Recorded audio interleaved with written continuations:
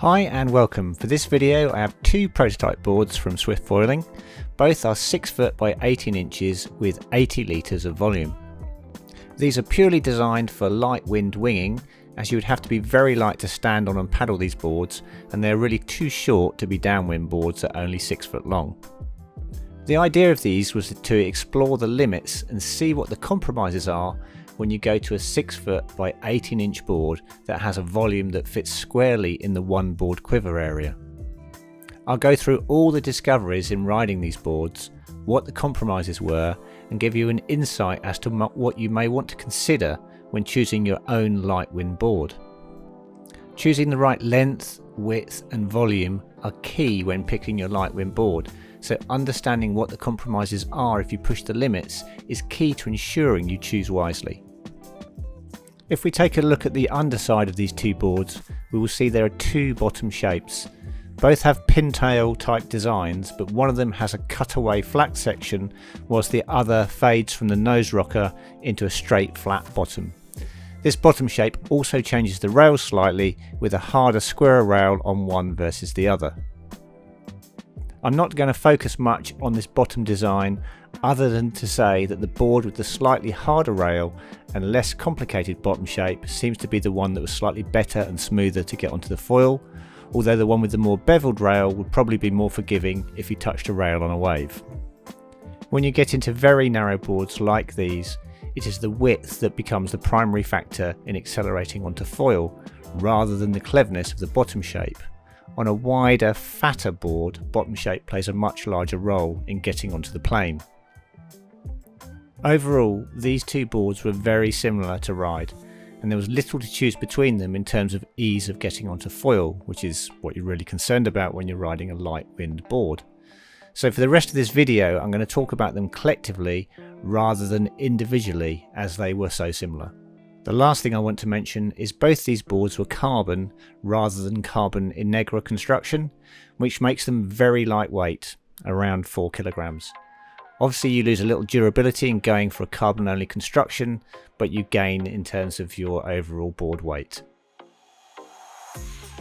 I want to point out before I start analysing the performance of these boards that neither of these boards was designed to be a production board. They were built to get an understanding of what happens if you push the limits of volume and width in a downwind shape, with a view to using that knowledge to then build a production board that maximises the benefits of volume, width and shape. So the following is perhaps what you might call a peek behind the curtain of testing new boards and board designs. Of course there will be someone out there that these boards match perfectly, but that person is likely to want this board for a specialised application rather than just general freeriding in light wind conditions. I want to analyse the performance of these boards a bit at a time and pick out the positives and negatives. First let's cover buoyancy, as these boards are 80 litres and I am a dry weight at 82 kilograms. You can see from the footage here that the board is sinking a little under my weight. Also, because this isn't a short and wider board, the volume is spread over a larger length. This means that if you move your weight fore or aft, you will sink the nose or the tail fairly easily. On top of this, the board is very narrow, which means you also have less stability on the roll axis. It isn't as hard to climb onto as a 60 litre short board, but equally it's nowhere near as easy to get onto as a traditional 80 litre wing board, and that is around a foot shorter and a few inches wider. Also related to buoyancy are touchdowns. You have a narrow nose to the board without much volume in it, so when things go wrong, as in this clip where I caught some seaweed, you can see the nose of the board buries quite readily as it isn't wide enough or buoyant enough to just slap the water and bounce back up. Another characteristic of narrow parallel sided boards is rail tracking. Here I'm trying to get the board to bear away so I can power up and it just won't go, and I again bury the nose due to excessive front foot pressure. It should be noted that both touchdowns and rail tracking can be mitigated to an extent by running the foil further back in the mast track, which means less weight is on the front of the board. In this next clip, the long parallel side of the board gets hooked by a bit of passing chop, which can also happen on a shorter traditional board, but the longer the board, the more susceptible they are to catching side-on chop. If we move away from issues to advantages for a moment, in this next clip the wind has really died. I'm on a small foil and only a 3-metre wing. You can see here how the board manages to continue to carry speed even though the small gusts are dropping away and the board is touching the water. This is the advantage of only being 18 inches wide. The board just carries so much speed rather than slowing down immediately as soon as you touch down. You can see that I get onto foil, whereas on my normal shaped 80-litre board I would have had no chance at all. One of the advantages of a narrow 6-foot long board is it goes where you point it when you're not on foil. So if the wind drops, you can just point it at the beach and you will go where it points, unlike a traditional board which will mostly just go downwind. The only slight issue I have at 80 litres is if the wind dies completely, it starts to sink and staying on the board becomes challenging. I would also say that in chop, a bit more length is very useful to carry speed, whereas a board of only 6 feet does tend to be more affected and lose a little more speed as you punch through the chop. The other thing with being only 80 litres is that for light wind use, the first couple of pumps are getting the board to the surface of the water, so there is a bit of wasted effort in getting the board onto foil, whereas if the board was 95 litres, the first pump would be purely acceleration. If you're dealing with short gusts, this can be the difference between being on foil or not being on foil. In this clip now playing in the background, I was using a Duotone Unit 6.5 metre wing and an Axis HPS 930, which is a 1200 size foil, and this was perfectly good for getting up on foil and riding around on the 80 litre 6-foot 18 inch wide board. Prior to this, I was riding my 80 litre normal shape board on a Spitfire 1180, as there was only 7 to 10 knots of wind.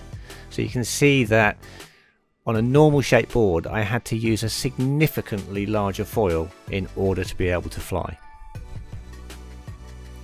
So having learned what we've learned from riding the small 6-foot 80 litre by 18 inch board for light wind winging, let's break this down into some recommendations on how you pick a light wind wingboard and what volume, width and length would be suitable for a given rider weight.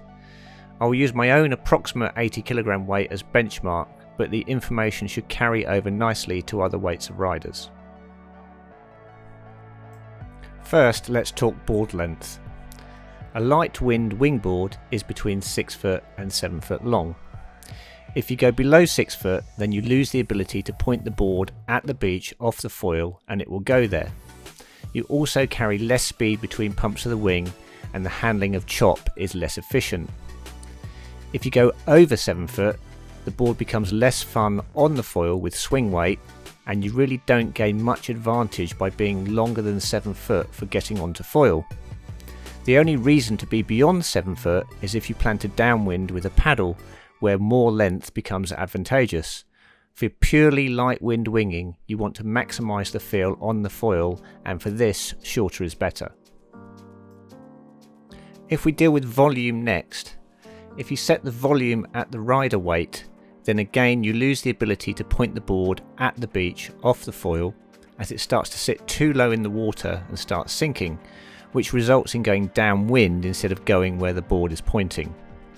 You also make the board really quite tippy front to rear.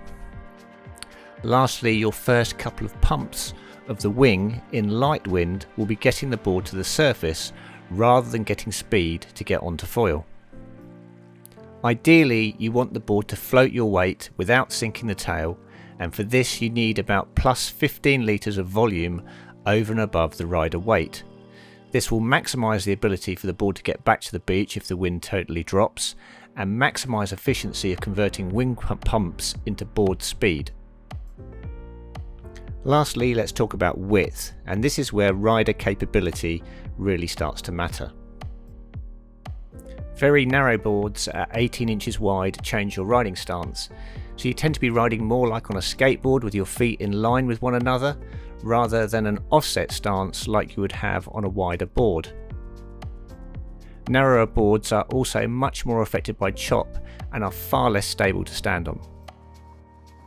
For this reason, boards in the 18-inch range I would say are for intermediate riders with a high riding standard who already ride sinker boards and are used to very tippy low volume boards.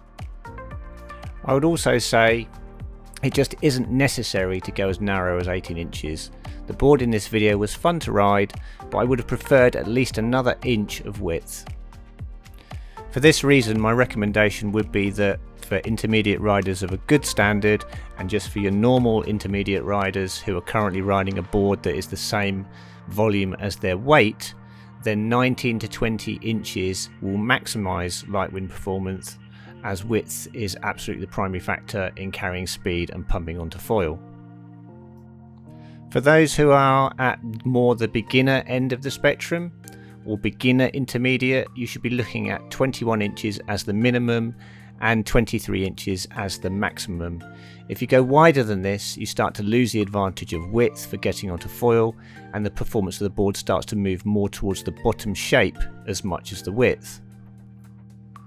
For beginners, I would also say that plus 15 litres is not enough, and you should be sizing up in volume to plus 25 or even plus 35 litres in order to create some more stability and an easier platform to climb on.